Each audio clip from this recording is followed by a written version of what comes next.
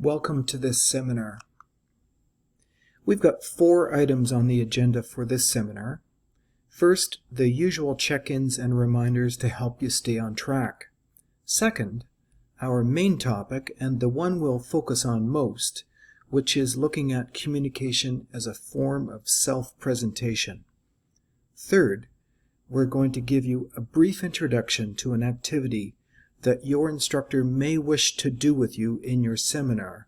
We're calling it Editing Yourself.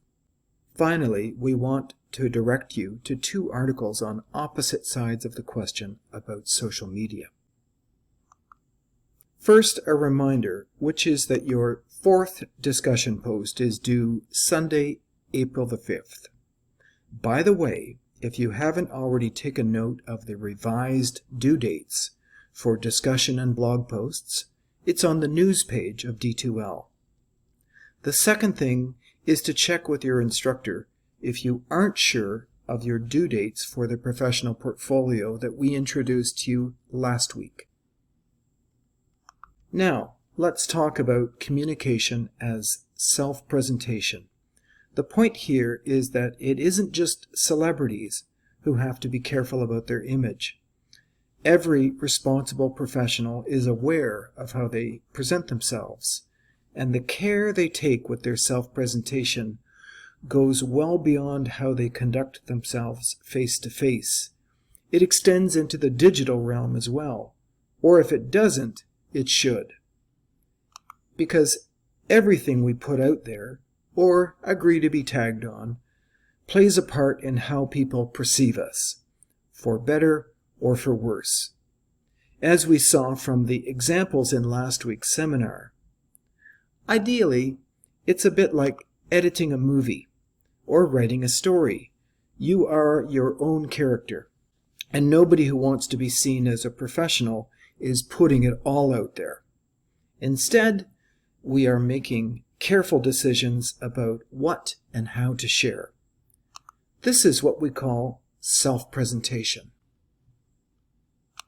As we already mentioned, last week's seminar looked at some of the problems we can get into if we aren't exercising some judgment before posting on social media. Imagine, if you can, being in the middle of answering questions in a job interview while the interviewers were simultaneously skipping through all of your social media accounts on a large screen. Would they be disgusted, impressed, bored? So if last week we looked at some of the things that can go wrong when we don't think before posting, this week we are reflecting on a skill that we already possess. We all know how to modify our communication in different situations because it's an important life skill. For example, think about these 3 different situations: buying a car, asking a stranger for directions, meeting your boyfriend or girlfriend's family for the first time.